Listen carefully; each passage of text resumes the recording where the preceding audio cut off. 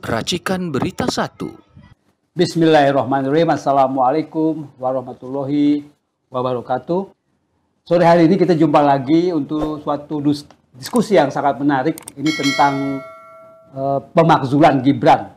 Kalau misalnya kita bisa sebut sebagaimana Forum Purnawirawan Prajurit TNI yang mendesak usulan pemakzulan Gibran Raka Buming Raka yang oleh bapaknya, mantan Presiden Jokowi, mengatakan bahwa pemakzulan itu satu paket dengan Presiden. Ini luar biasa, ini pernyataannya luar biasa, memancing atau juga mendorong orang berkomentar.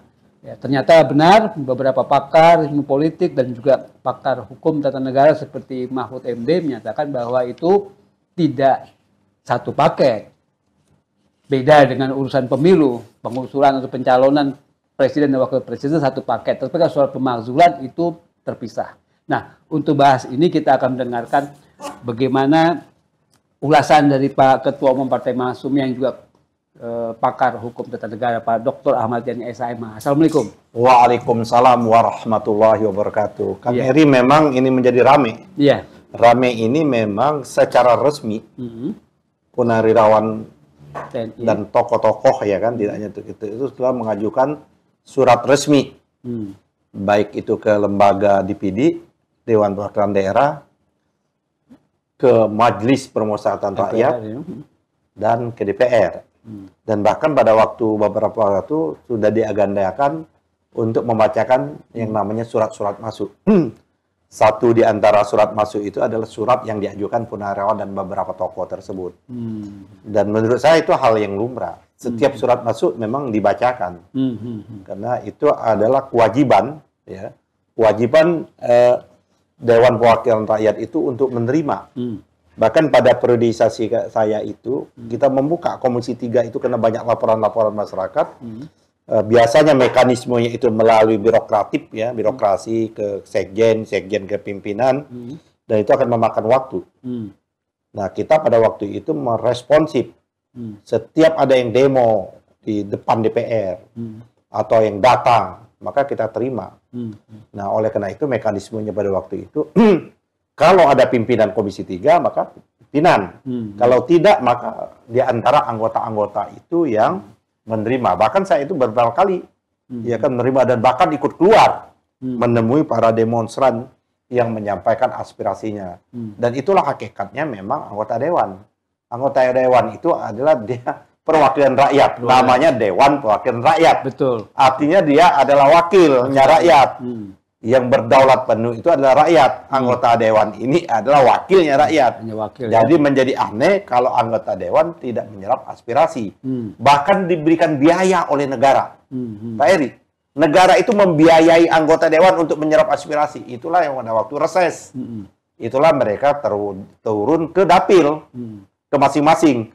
Nah, ini nggak perlu turun lagi, orang datang. Ya gitu, seperti itu, rakyat datang. Nah, jadi itu diatur oleh konstitusi kita, Kang Eri. Nah, menyangkut masalah ini tentang Gibran, yang terus direspon oleh Mr. Jokowi, ya kan, dia mencoba kalau orang yang orang naik kapal, terus kapalnya karam, ya kan, apa namanya, untuk menyelamatkan diri, apa aja yang bisa ditangkap, ya kan, nggak ada kayu, apa pelampung yang bisa diraih, kaki orang, semuanya, supaya dia tidak tenggelam sendiri. Secara naluri, ya, secara kebapaan, ya wajar-wajar saja.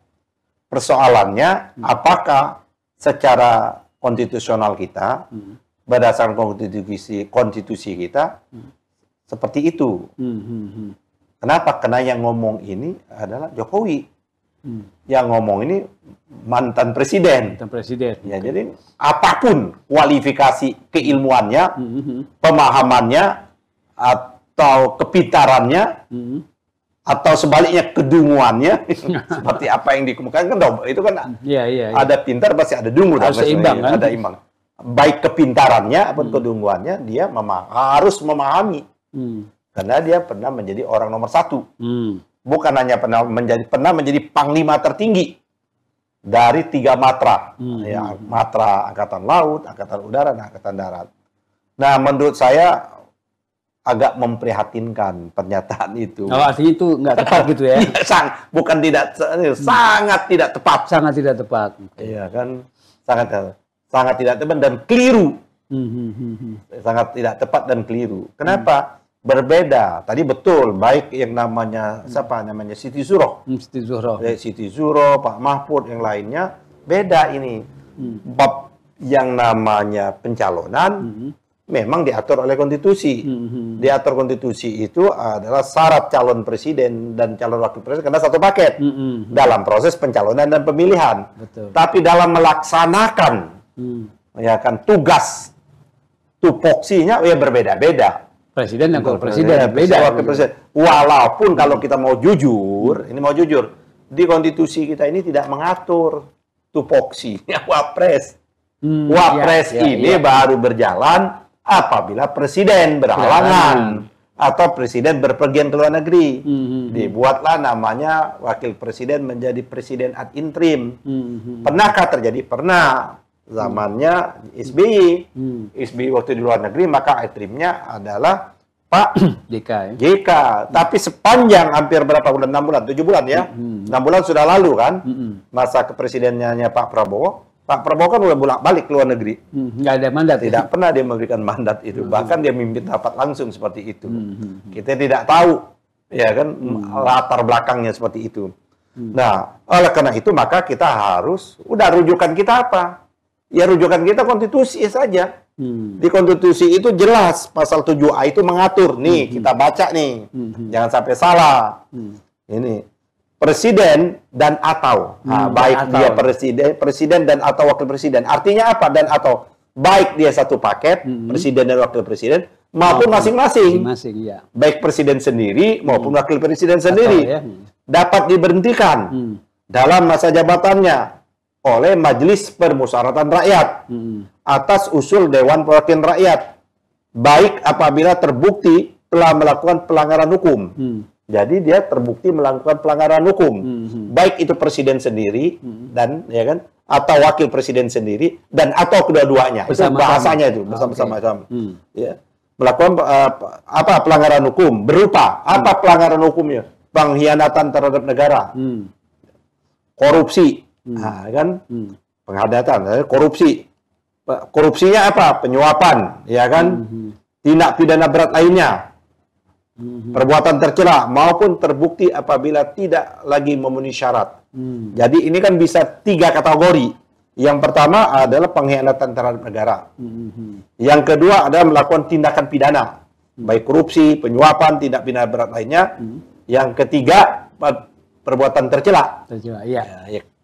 Ditambah 4 sebenarnya. Apa 4 itu tidak memenuhi syarat lagi sebagai presiden dan wakil presiden. Tidak bisa. Nah sekarang yang namanya Purnawirawan. Purnawirawan kan mempersoalkan. Ini Purnawirawan berbagai macam persoalan yang dilakukan oleh Wapres ini. Mr. Gibran. Gibran apa namanya? Raka Buming. Raka Buming Raka. Raka Buming Raka ini apakah selama dia menjabat Wapres ini telah ada indikasi atau dugaan melanggar pasal 7A ini. Nah, kemarin kan mereka melihat peristiwa di MK. Ya, seperti itu. Dari pencalonan tuh ya. Ini memang banyak orang tidak tahu. Kalau saya dari sejak awal menyatakan di samping pelanggaran etik, moral yang telah diputuskan oleh MK, tapi ada proses yang menurut saya orang tidak tahu bahwa di sini ada yang namanya skandal. Skandal nih Pak Eri, kalau mau dibuka ini skandal. Skandal Mahkamah Konstitusi. Kalau berani Mahkamah Konstitusi membuka, kapan gugatan ini diajukan? Gugatan ini diajukanlah oleh anaknya Bunyamin, tapi sempat ditarik. Pak Eri. Ditarik ya? Ditarik sudah berarti sudah nol, nggak ada lagi gugatan itu. Terus masuk lagi gugatannya. Masuk baru dari yang sama juga. Masuk lagi artinya harus mulai lagi dengan tahapan pendaftaran. Dan itu dilakukan pada hari libur. Bisa dicek. Harusnya didapat nama register perkara diproses di persidangan dulu, ya kan? Baru setelah itu diputus. Ini tidak ada proses itu. Dia pakai nomor yang lama. Nomor lama sudah dicabut. Oh, gitu. Nomor register ini secara hukum administrasi. Betul. Udah dicabut. Karena sudah, artinya nomor itu sudah tidak ada lagi. Tapi kok masih dipakai? Ini kan berarti ada keterlibatan di proses kesekretariatan. Harusnya ada siapa yang memerintahkan kesekretariatan ini menerima pada hari libur. Terus siapa yang memerintahkan bahwa sekretariat ini tetap memakai nomor yang lama? Kan ada nomor-nomor, setelah dicabut kan ada gugatan-gugatan baru. Yang lain ya. Iya, seperti itu. Terus ditunjuk dong hakim yang untuk memeriksa dulu, istilahnya ini. Diperiksa dulu. Oke, nggak tunjuk. Artinya ini perkara ini harus diperiksa dulu. Nah, setelah diperiksa baru ada rapat permusyawaratan hakim. Ini nggak sekonyong-konyong rapat memutuskan kayak gitu loh. Inilah yang saya kemukakan skandal. Seperti itu. Itulah yang menurut Saldi Isra ada bahasa yang lupa. Saldi Isra itu sekelibat. Sekelibat itu kan apa? Iya. Yang ini apa sekelibat itu? Sekali gitu ya. Ya, itu yang di dalam tulisannya Saldi Isra pada waktu dia membuat DO distinct opinion itu. Itu satu ya, malah dan juga bisa kok sekonyong-konyong diputuskan yang menang itu yang 3 orang. Padahal komposisi hakim itu 5 dan tidak bulat. Seperti itu. Ada yang menyatakan 3. Dia itu syaratnya itu adalah boleh, ya kan? Boleh apabila dia telah tidak 40 tahun. Tapi boleh kalau telah pernah menjabat gubernur atau wakil gubernur. Pengalaman. 2. Boleh. Tidak hanya gubernur, bupati itu hanya 2 orang, 2 atau 3. Jadi nggak bulat. Jadi kalau dari segi komposisi tidak memenuhi kualifikasi. Kalah yang bupati ini saja. Tapi kan itu udahlah. Peristiwa itu udah selesai Pak Heri. Kan kita nggak ya suka atau tidak suka. Kan skandal itu. Iya. Skandal kan kadang-kadang agak panjang. Ya, tapi kan suka atau tidak suka bahwa dia sudah dilantik. Oh itu ya. Iya kan? Suka atau tidak suka kita. Proses. Ini kan proses politiknya, bukan prosesnya. Dia sudah dilantik. Oleh karena itu menurut saya ada persoalan. Persoalannya apa? Pupu Papa. Pupu Papa itu kan memang dia. Dan dia tidak pernah menjawab. Bisa dijawab, iya. Tapi saya buat pada waktu saya sebelum Capres Cawapres. Kan orang kan tidak boleh dihukum oleh perbuatan masa lalunya. Saya tidak setuju juga Pak Eri. Itu kan sebelum dia, itu kan 2014. Nggak boleh kita hukum Gibran dengan masa lalunya, gitu loh. Tapi dia wajib, ya kan, menjawab. Tapi dia tidak pernah keluar dari sepatah kata pun tentang Pupu Papa itu. Artinya mendiamkan. Artinya dia tidak merespon. Itu perbuatan tercela Pak Heri. Jadi bisa masuk di situ. Bisa masuk tercela itu tak kalah Pupu Papa itu berame, dia tidak merespon. Dia tidak jujur menjawab. Harusnya dia jawab secara jujur, betul saya. Clear itu Pak Eri. Kalau dia jawab itu betul saya, tapi itu saya lakukan dan saya mohon maaf. Selesai. Selesai karena itu adalah masa sebelumnya. Tapi karena dia tidak menjawab, itulah menjadi perbuatan tercela itu. Dia tidak gentleman. Tidak kesatria seperti itu Pak Heri. Bisa masuk pintu masuk itu. Yaitu pasal 7A tadi. Melakukan perbuatan tercela. Satu poin itu. Bisa itu. Yang kedua, baru-baru ini lagi juga. Judi online. Judol. Melalui akun Instagramnya. Juga dia tidak menjawab. Iya, tidak menjawab. Tidak ada respon sama sekali. Tidak ada respon. Itu dia sebagai pejabat publik wajib untuk menjawab. Jadi menurut saya Pak Eri, 2 sumber atau 2 kasus ini bisa dijadikan dasar oleh DPR untuk menindaklanjuti. Apa tindak lanjuti itu? Ada membentuk yang namanya hak angket. Hak angket ya DPR. Hak angket DPR dulu menyelidiki. Menyelidiki Pupu Papa yang tidak dijawab. Apakah perbuatan si Gibran ini tak kalah kasus Pupu Papa ini mencuat, dia tidak merespon, Dia diam membiarkan, tidak keluar dia, masuk memenuhi kualifikasi perbuatan tercela atau tidak. Biarkan DPR yang menentukan. Yang kedua, judol. Sama juga. Betul. Dari DPR, kalau nanti DPR bersepakat bahwa ini memenuhi kualifikasi perbuatan tercela, ya hak angket nggak usah lama-lama. Apa ini? Cukup tentukan 2 minggu bekerja, bisa kok. Cepat itu. 2 minggu lah. Atau 3 minggu, Pak Heri. 3 minggu, tim langsung ke paripurna bahwa tindakan Wapres yang tidak memberikan respon, yang tidak membiarkan sehingga terjadi kegaduhan atas peristiwa Pupu Papa yang sebelumnya, dan yang kedua atas peristiwa judi online yang diduga dia bermain judi online itu, yang juga dia tidak merespon, maka DPR sepakat bahwa ini memenuhi kualifikasi yang namanya perbuatan tercela. Tok. Setelah itu kan tidak langsung Pak Eri, nggak boleh. Naik yang namanya itu bisa 2 hari. Setelah itu 3 hari. Hari berikutnya beberapa orang, 25 orang menyatakan hak menyatakan pendapat. Hasil temuan angket ini, DPR setuju menyatakan tindakan yang dilakukan oleh Gibran berdasarkan angket itu, bersepakat juga DPR menyatakan haknya betul-betul bahwa Gibran telah melanggar pasal 7A ini, yaitu melakukan perbuatan tercela. Ketok palu juga di paripurna, selesai. Artinya secara politik rakyat seluruh Indonesia melalui wakilnya yang ada di DPR setuju bahwa Gibran telah memenuhi kualifikasi pasal 7A, yaitu perbuatan. Udah, masuk lagi, tarik set. Kan mekanisme konstitusi kita. Kirim ke Mahkamah Konstitusi. Sidanglah di Mahkamah Konstitusi, Pak Heri. Bersepakat pula bahwa betul telah memenuhi kualifikasi itu. Ketok palu juga. Dari Mahkamah Konstitusi balik lagi ke DPR. DPR membawa kepada Majelis Permusyawaratan Rakyat. Simpel. Dan ini konstitusional. Tidak paket. Jadi pemahaman bahwa menyatakan bahwa harus bersama-sama Pak Prabowo Presiden, di mana bersama-sama? Tindakan ini tindakan individual. Beda ya. Tindakan ini adalah tindakan masing-masing. Kecuali tindakan ini berdua. Sama. Ini. Jadi Pak Mr. Jokowi, Pak Jokowi, sorry to say, maaf, ada keliru. Anda tidak tepat berdasarkan konstitusi. Di konstitusi itu dan atau. Dan atau artinya boleh berdua-dua, boleh salah satu. Dalam konteks ini yang diduga telah memenuhi kualifikasi pasal 7A ini adalah Wapres.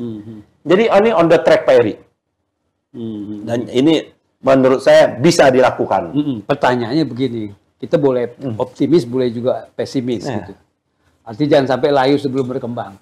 Konstelasi DPR memungkinkan. Saya kira jangan itu dulu, Pak Eri. Jangan kita bicara konstelasi. Sekarang ini sudah bergilir di DPR. Sudah dikirim surat secara resmi.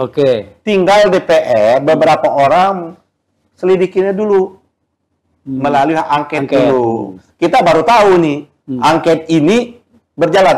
Kalau kita lihat dari statementnya Presiden Prabowo, kita lihat statement. Sampai saat ini saya tidak mendengar atau belum menemukan pernyataan Pak Presiden Prabowo menyatakan stop, udah jangan, nggak ada. Bahkan Presiden Prabowo menyatakan salah alamat.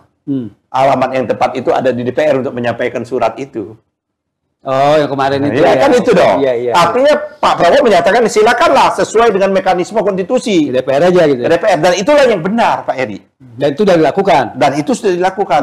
Bahkan justru kalau Pak Prabowo malah menghalang-halangi, perbuatan menjadi tidak benar. Menurut saya udah proporsional. Udah proporsional, sudah pada tempatnya. Presiden Prabowo menyatakan kalian salah kamar. Kamarnya ada di DPR sesuai dengan pasal 7A tadi, Pak Eri. Jadi udah kita lihat aja. Ini kan biarkan bergulir. Seperti itu. Artinya kalau Presiden Prabowo seperti itu, konstelasi kelihatannya mengarahkan ke... kita nggak usah berasumsi. Kita nggak usah berasumsi. Kawan-kawan DPR, saya kira, ya kan dia mewakili seluruh Indonesia. Pertanyaannya, sepakat nggak DPR itu perbuatan tercela? Kalau saya menyatakan itu udah telanjang bulat, Pak Eri. Udah terang benderang yang dilakukan pupu papa atas perbuatan tercela.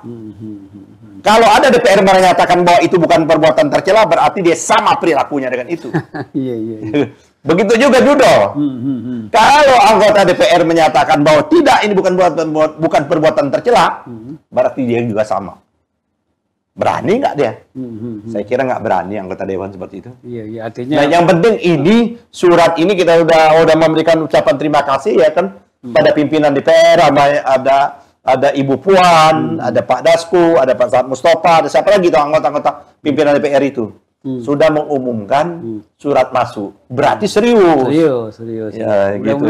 Tinggal ditindaklanjuti setelah surat masuk, dibentuk saja yang namanya pansus angket. Udah, sebentar kok. Kalau mau outsourcing ke saya, karena saya pengalaman buat hak angket. Berkali-kali di DPR saya bisa buat itu. Alasan kalau mau pakai, tapi kawan-kawan DPR jago-jago lah. Saya yakin ini insya Allah jalan lah. Oke, mudah-mudahan kita berdoa, ini kan demi kebaikan bangsa. Iyalah, kita kan juga seperti itulah seperti itu. Oke. Terima kasih Pak Ketum, dan kita dengarkan pemirsa tadi sangat menarik ulasan dari Pak Ketua Umum sebagai pakar hukum. Kan belum ada loh yang mengulas bahwa orang kan apa ya kan menyatakan pupu papa udah masa lalu. Peristiwanya masa lalu, responnya masa sekarang. Itu bisa itu ya? Iya dong. Dia berkewajiban merespon itu sebagai wapres gitu loh. Harus merespon. Kan meresponnya. Karena dia tidak merespon itu bisa dikualifikasi kan perbuatan tercela gitu loh. Cuman kalau dia merespon, betul saya, tapi saya minta maaf karena itu peristiwa. Oh kita lain. Maafkan. Ada pengakuan kayak model yang namanya Bill Clinton. Kan mau di-impeach dia. Di-impeach bukan urusan esek-eseknya, tapi berbohongnya, tidak mau merespon. Tapi kan akhirnya dimaafkan Pak Eri. Oke. Bangsa kita ini pemaaf, tapi yang jelas jangan diulangin lagi. Itu loh. Yang kita mau adalah pernyataan gentleman-nya, pernyataan kesatrianya. Tidak boleh dia bersembunyi terus. Dia harus keluar, Gibran itu. Menyatakan betul saya melakukan itu. Dan itu saya masih muda macam-macam. Kan itu kan tidak hanya yang dihina bapak-bapak itu Pak Prabowo, banyak kan pihak-pihak seperti itu. Nah begitu juga peristiwa yang kedua, judi online, itu perbuatan tercela. Bisa betul saya main game judi online. Saya ampun, minta maaf kepada rakyat Indonesia, saya tidak akan melakukan lagi. Yang bisa. Panggil, DPR berhak memanggil. Bisa nggak DPR? Kita dulu pernah manggil kok DPR. Kenapa DPR sekarang nggak berani? Dulu zaman saya, Wapres kita panggil. Sebelum saya, Gus Dur diambil. Panggil, Presiden juga seperti itu. Oke. Terima kasih Pak Ketum, terima kasih pemirsa sekalian. Mudah-mudahan bermanfaat. Kita nanti akan jumpa lagi dengan topik yang berbeda. Assalamualaikum warahmatullahi wabarakatuh. Waalaikumsalam warahmatullahi wabarakatuh.